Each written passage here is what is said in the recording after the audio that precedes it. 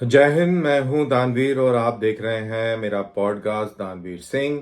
बात करेंगे बांग्लादेश की सरकार के मुखिया यूनुस का, जो अमेरिका में थे और यूनाइटेड नेशंस जनरल असेंबली के इजलास की साइडलाइंस में एक इतिहास रच रहे थे। और वो इतिहास था अमरीकी प्रेसिडेंट जो बाइडेन के साथ। ये पहला मौका है और पहली बार हुआ है कि बांग्लादेश की सरकार के मुखिया के साथ इस तरीके की कोई मुलाकात अमरीकी राष्ट्रपति ने करी है। अगर आप वो तस्वीरें देखेंगे तो आप उसमें देखेंगे कि कैसे जो बाइडेन ने उनको गले लगा लिया, झप्पी डाल ली।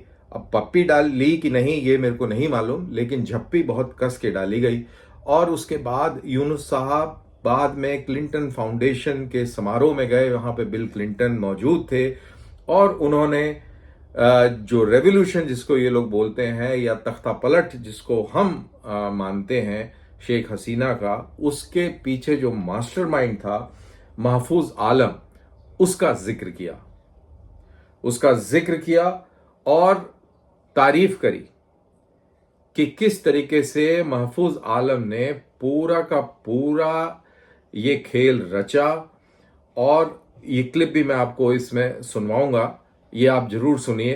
चलिए पहले आप क्लिप सुन लीजिए और उसके बाद हम आगे की बात करते हैं।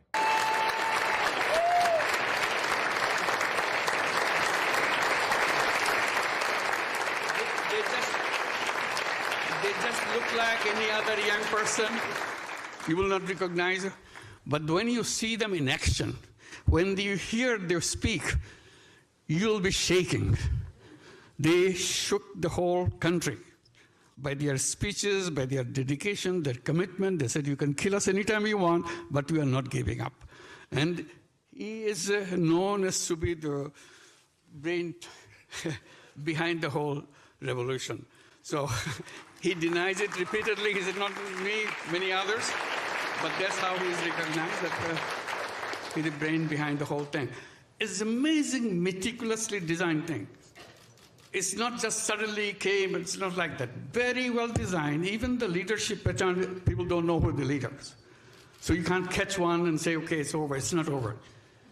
तो ये देखिए, आपने ये सुना, अंग्रेजी में था, इसका तर्जुमा मैं कर दूं। उसमें ये बड़े साफ अल्फाज में ये कह रहे हैं श्रीमान कि ये महफूज आलम है जो इसके पीछे मास्टरमाइंड है और ये बहुत ही हम्बल किस्म का आदमी है। ये मना करता है कि भाई मैं नहीं हूँ, और वो अपने इस रोल को एक्नॉलेज करने में वो शर्माता है या whichever way. All that is bullshit. The fact of the matter is कि ये महफूज आलम जो एक मदरसा साहब बांग्लादेशी लौंडा है, और इसकी मदद मेरे ख्याल से, और इसमें कोई ख्याल नहीं है, ये जग जाहिर हो गया जिस तरीके से जो बाइडेन गले मिल रहे थे और जिस तरीके से बिल क्लिंटन तालियां बजा रहे थे जब वो बता रहा था यूनुस की ये पूरे खेल का मास्टरमाइंड महफूज आलम है।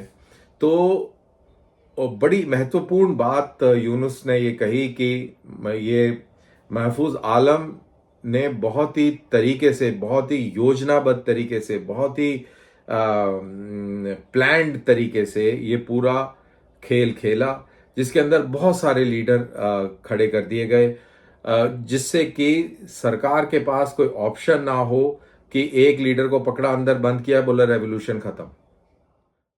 तो उन्होंने बहुत सारे ऐसे छोटे छोटे लीडर खड़े कर दिए।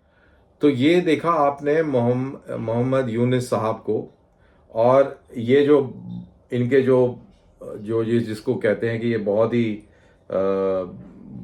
महफूज आलम, जो ये इनका जो राइट हैंड और जो रेवोल्यूशनरी चीफ है, उसके बारे में तो यहाँ पर ये बता दें कि महफूज आलम ने अपनी 10वीं और 12वीं की शिक्षा मदरसों में करी है, और ये मदरसे में गए और इन्होंने मदरसों में तालीम हासिल करी। उसके बाद ढाका यूनिवर्सिटी से इन्होंने लॉ करी है। एंड इंटरेस्टिंग बात यह है कि ये श्रीमान जो हैं हिज़्ब उत तहरीर के साथ भी जुड़े हुए हैं। हिज़्ब उत तहरीर एक आतंकवादी संगठन है जो बैंड है, और इसका मकसद पूरी दुनिया के अंदर इस्लाम फैलाने का है। मुस्लिम उम्मा की यूनिटी की बात करते हैं, और साथ के साथ लोगों को एन मास कन्वर्ट करा के मुसलमान कराने की बात करते हैं और ये पूरी दुनिया में शरिया कानून लागू करने की बात करते हैं। तो श्रीमान ये जो रेवोल्यूशनरी थे, वो उनका बैकग्राउंड ये है, महफूज आलम साहब का मदरसा छाप हैं और आतंकवादी संगठन से वाबस्ता हैं, जुड़े हुए हैं, खड़े कर दिया। और जैसे ही ये मैंने इसकी बात सुनी यूनिस की, तभी मेरा दिमाग चला और वो पहुंचा इंडिया के अंदर। जो आपने किसान आंदोलन देखा था, किसान आंदोलन के दौरान भी आपने कितने सारे लीडर देखे वहां पर उस आंदोलन को सपोर्ट करते हुए। आइडिया सिर्फ एक था कि कैसे नरेंद्र मोदी सरकार को वहां से हटाया जाए। इंडिया पावरफुल हो रहा है, इंडिया स्ट्रांग हो रहा है, वो पसंद नहीं आ रहा है इन पावर्स को, तो कैसे इंडिया को वहां से हटाया जाए। तो देखिए, ये अमेरिका बहुत ही बदमाश किस्म का मुल्क है, इसमें कोई दो राय नहीं है। और बांग्लादेश के अंदर ये पूरा खेल हुआ है। देखिए, इसके अंदर भी मेरे को कोई तकलीफ नहीं है। बांग्लादेश में जो हुआ है बहुत अच्छा हुआ है। आपने जो करना है, आपने बुर्के लगाने हैं, लोगों को बक्सों में बंद करना है, औरतों को ताले में बंद करना है, उनको मारना है, पीटना है, काटना है, हमें उससे कोई लेना देना नहीं है। हमें तकलीफ सिर्फ इस बात की होती है कि वहां पे हमारे हिंदू भाई हैं जिनके ऊपर आप जुल्म कर रहे हैं इस्लाम के नाम पर। अब उसमें आपकी गलती नहीं है, आपकी किताब में इस तरीके से लिखा हुआ है, आप अपनी किताब को फॉलो कर रहे हैं।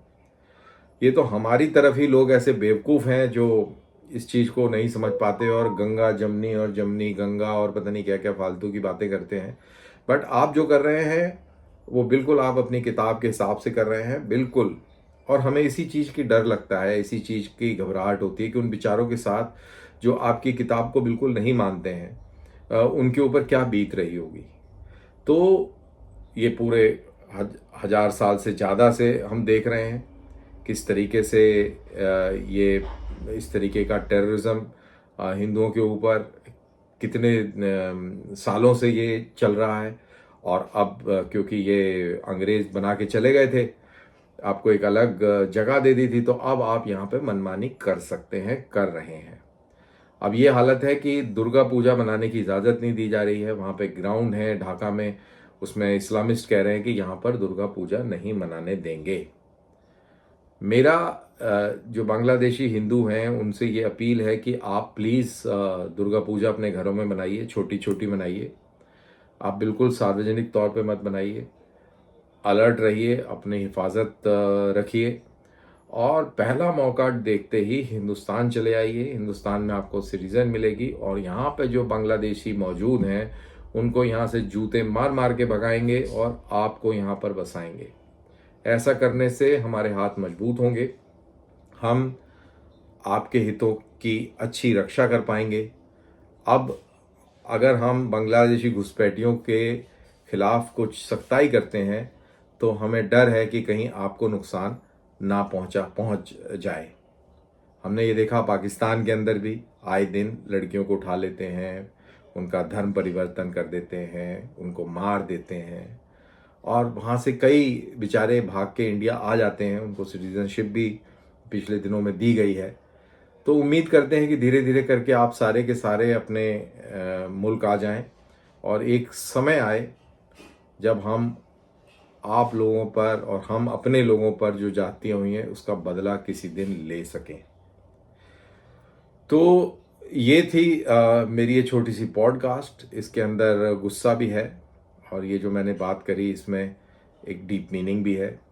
तो अगर आपको ये पसंद आए तो आप ये मैसेज जो है जितना ज़्यादा स्प्रेड कर सके उतना स्प्रेड कीजिए और मुझको दीजिए इजाज़त। फिर मिलते हैं किसी नई कहानी को लेकर और इस पर बात करते हैं।